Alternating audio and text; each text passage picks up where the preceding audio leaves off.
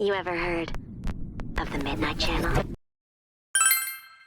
When someone asks me what my favorite game of all time is, it can change given on the day, between 3 different games that I love equally. One being Sonic Unleashed, which I've talked about extensively on this channel, one being Resident Evil 4, and the third being a little game called Persona 4 Golden. Out of the 3 modern Persona games, 4 has always spoken to me the most. I love all 3 of these games and have my own personal connections to them, but Persona 4 has always been special to me.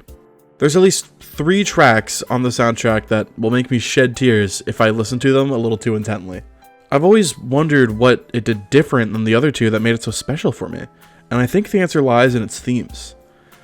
Every Persona game has its themes. Persona 5 is about going against society and going against oppression and not, letting big society hold you down. Persona 3 is about life and death and how you spend the life that you have. But when you ask most people about Persona 4, they'll say it's about the truth and being your true self. Which I do agree, obviously, but I just don't see enough people talk about its strong themes of connection. I mean, every Persona game has a focus on relationships and connections, sure, but I think Persona 4 tackles it in such an interesting way, and a lot more intently than the other games does. It does it in such a way that it just kind of brings the whole game together. Every Persona game's social links tend to embody the themes in some way. A lot of Persona 5 social links will follow someone you meet who's lived a hard life and will either be mislabeled by society or have their livelihood be threatened, and you help them overcome it. A lot of Persona 3 social links are kind of sad, involving death or loss one way or another, or just things that are a part of life. Some characters experience their parents' divorce, or their son's untimely passing, or even just being forced to step away from a dream to support your family. These common threads are throughout most of the social links in P5 and P3. But when it comes to Persona 4, the theme of being your true self is only really present for a few of the main cast social links. But the themes of connection are so common in Persona 4's social links and overall story. Persona 4 really shows how just having a connection with someone can change you and your life, for better or for worse. And it even shows how the lack of connections could change a person as well. I always wanted to be special. I thought my life would finally have meaning if I was special to someone. That's why I was really excited when I got my persona. But I really didn't need it. It's not what you have or what you can do. Just being born, living your life. Before you know it, you're already special to someone. It's funny, really, how meeting just one person can change your life, and I think this game kind of captures that idea. These moments of our characters facing their true self are great, but it's the fact that they have people to fall back on or rely on that makes them able to accept them true selves fully. A lot of the characters in Persona 4 are lonely, to be honest. They feel distant from other people until they get involved with our main cast. It's not just accepting yourself that changes you, it's the people around you, the people encouraging you to be who you are. Kanji accepts himself, but actually having those people to open up to and show that side of himself to is what really makes him happier. Rise having friends who just treat her like another girl and not some idol is just what she needed. And Naoto learning to love herself is made easier when loved by others. I think the social link that captures this the best is Marie's. Throughout the social link, she meets the whole main cast, slowly building friends and connections and just building a whole group around her that makes her feel happy.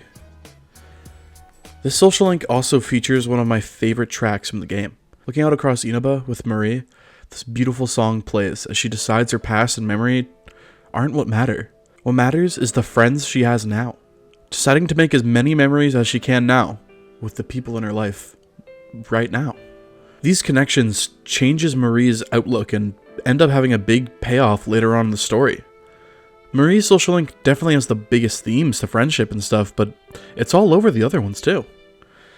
The Tower social link is this lonely kid you tutor who lacks friends. He tries to be the top of his class constantly, but as you hang out with him, he starts to like you, and you even invite your friends over so he doesn't have to spend his birthday alone. By the end of the game, he makes a friend with the kid he only ever saw as his competition. The Hanged Man social link is about a kid who's distant from everyone due to the loss of his sister. All they ever feel is pity or say their condolences, but no one ever reaches out to be a proper friend. And even when you're playing the game, it takes a good few attempts to actually reach out to him, but When you finally do, he finds that you're the only person who treats him properly, who just treats him like another person. With him, you explore his relationship with his sister and help him overcome his grieving. The two of you end up building a strong connection, and you even help him just move forward. It's a really beautiful social link. The Temperance Arcana is about a mother who's distant with her stepson, trying desperately to connect with him, but when you come along, you bring the two together and make them understand each other, helping form a strong connection. All of this happens because of you. And, well, you too. This whole game is about you and your friends and relationships. It does it in such a beautiful way where you're either building your relationships and helping someone improve themselves, or just hanging out with your closest friends, which is great in its own way. Every member of the investigation team feels like great, genuine friends, and I think that's no accident. I think a good chunk of people would argue Persona 4 is the weakest in terms of social links. Sure, they're not as thought-provoking as some of the ones from other games, but sometimes all you need as a lonely kid is a friend or two. Sometimes all you need is someone to reach out. It's interesting that the protagonist has all these relationships, but there's one I find most interesting.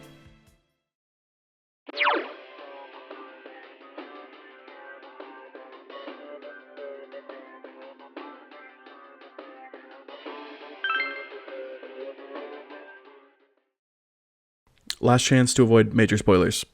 Okay? Okay, here we go. Adachi is a very interesting character to me. I would argue his lack of connections is what makes him the villain that he is. His lack of a partner is what makes him kill the first two victims.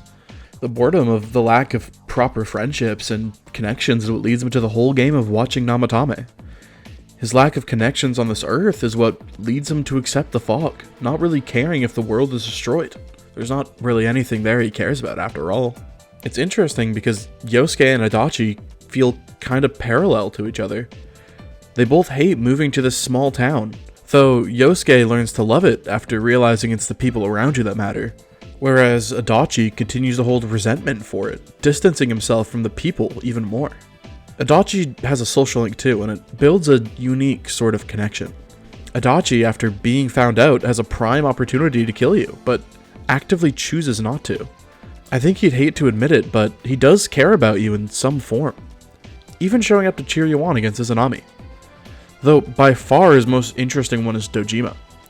Adachi only decides to turn himself in because of Dojima, maybe out of respect, or maybe he sees him as a genuine friend. It makes me wonder that if Adachi had strong, genuine connections from the start, would he have turned out differently? Would he have been more like you? The finale of Persona 4 is literally the power of friendship, but it works so well in this game, it gets me emotional. Facing an unbeatable foe, only through the support and love for your friends do you push through to see another day. It's those connections that make you want to keep going, that want to make you a better you. Hey, can we make more? More memories? Dummy, of course you will. I can't make any without you. I don't have to hurry, huh? Even if I don't have memories, I can make more. Thank you. I'm sorry, it's just that I'm happy. Persona 4 is a very beautiful game, and I hate to be that guy, but it really did change my life. It showed me that it's not your circumstances that dictate your life, but the people around you. Every phrase you quote or steal from a friend, every joke that a friend tells you that you tell other people, or even just talking like your parents, or maybe doing something your grandpa used to do. You're just one big love letter to the people closest to you. It's the people close who form you as a person, which is why a lack of that can make you a worse person. I don't need anything grand in life. I don't need to be rich or famous. The connections I have, I wouldn't trade for anything in the world. Sometimes all I ever need is a good conversation with my best friends. And I think Persona 4 does a great job of capturing that idea. I think it's what really draws me to the game, what makes me love it so much. Everyone around you is just another friend to be made, another connection to be had. Some come to you in a really unexpected way, or maybe an expected way. Sometimes, all it takes is just reaching out to someone you normally wouldn't. maybe letting someone reach out to you, or maybe just helping someone out of a garbage can. All it takes to have those connections is a little bit of effort. Thank you for watching.